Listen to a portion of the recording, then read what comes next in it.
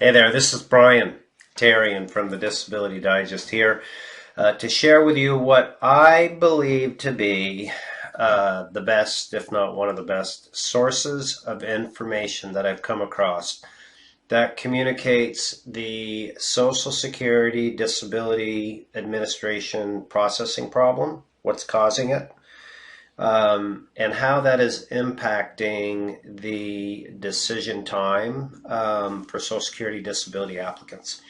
I've reported on this in other videos, but this again breaks it down. So I'm going to go through the problem, I'm going to go through the numbers, and the objective here is to help you understand and have correct expectations while you're going through the process.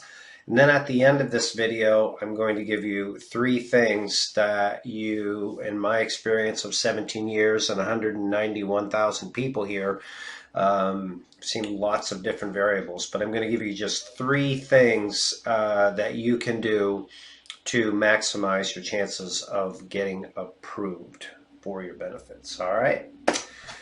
So here we go. This article is from USA Facts, and it says there are 143,000 decisions in January from the Social Security Administration, and it breaks down the decision time. The point that they make here is that the decision time, just to make a decision, is 218 days. That's long.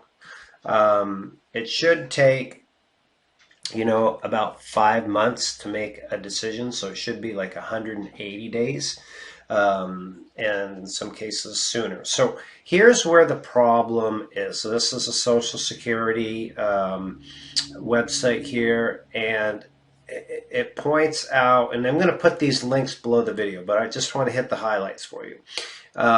The Social Security Administration is underfunded. They did get an $850 million bump, but that's not enough to do what needs to be done with the volume that's coming in, the new employees. So as a result, they have staffing issues, reduced overtime. It's just not enough manpower to process this. So, and even if they do get additional funding, which it doesn't look like, by the time that they get it in, if you're in the approval process now, I don't see that it's going to be like lightning quick to resolve it. So this is something that we have to live with, is the length of time that it's going to take individuals to get a decision. So back on this original document here, this is what it's looking like. You look at this graph, it's the average processing time for initial disability benefits applications. It's reached a new high. It's 218 days. So if we look down here, 100, 120, that's pretty much what it's been running at for the last few years. So that's a huge difference. And right now there's over 1 million cases in the system. The last numbers I saw was 1.1 million. So there's not it's not a significant volume of new cases coming in. It's just cases that are in the system. So that's one of the challenges that they have. Now, this is really the first time I've seen an indication that the new applications are dropping off. I've seen other graphs that parallel this with the award rate, but this is the first time that I've seen that. But it's from a Social Security source, so I'm gonna go with it and say that it's valid. So this is where the backlogs are. This doesn't impact everybody, but if you look here, if you're in Texas or if you're in Florida, in those states, and you're going through the process, then you're going to be looking at a wait. They're 142%, 156%. So those are the areas of concern. I do want to give a shout out here. I am a Vermonter, and if you look on the chart here, we're down 21%. Go green. So move to Vermont and apply for disability. You'll get a quick decision.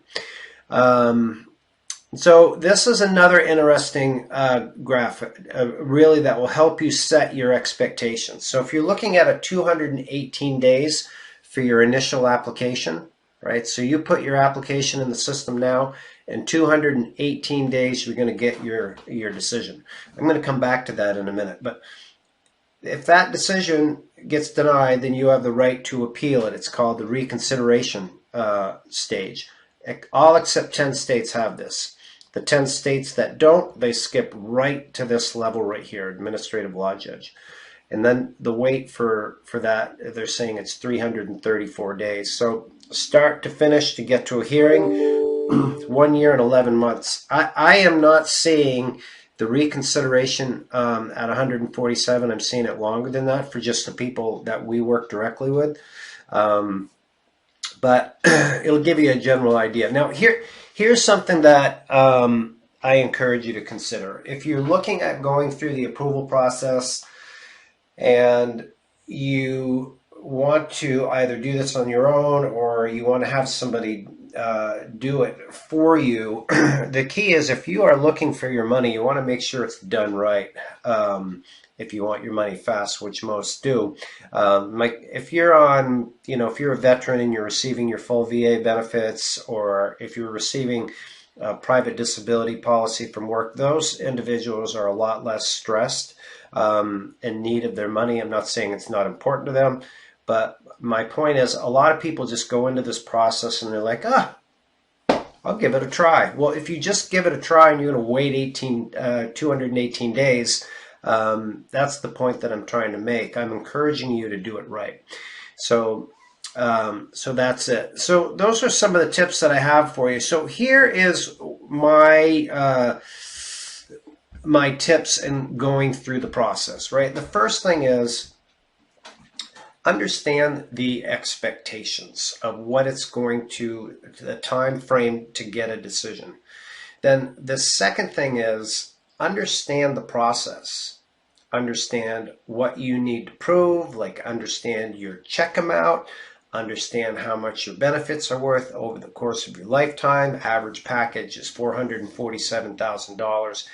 Just get an understanding of the process.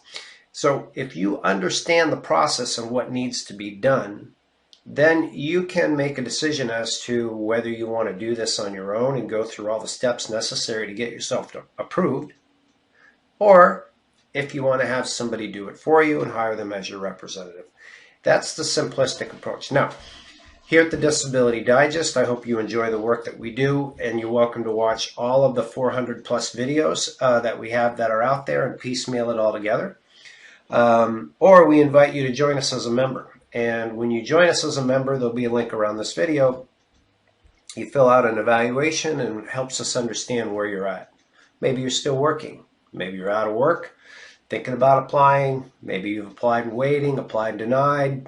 Wherever you're at, that gives us a benchmark of what information you're going to need to get you to the next level. So it's more of a customized approach, and with that we have support groups, we have people that you can talk to, we have live events that are here at the Disability Digest to help you maximize it. So the two ways that you can go once you join us as a member, which there's no charge for the membership, is with your membership you have access to a disability approval course. There's no charge for that. It helps you understand what to do and what not to do to go through the process. Many have used it, thousands have used it to get approved on their own. Or if you don't want to do that, or you want to maximize your chances, it could be a fit for you to have a representative work on your case. And that's something that you can talk to with an advocate here at the Disability Digest and see if it's a fit. So either way, again, my point is just make sure that you do it right. And if you're joining or watching this and you're using a representative now, then come on in, get our disability approval course. Again, no charge for the membership, no charge for the course. Understand the steps that need to be done and make sure that your representative that you hired is doing the steps for you, so you're getting the best value for your representation. It's only one fee structure for disability representatives, so if you're using one, again, get the best bang for your buck. I hope, excuse me, that you found this helpful. I invite you to join us in the comments and give us your feedback, and stay tuned for more videos from the Disability Digest. Make it a great day.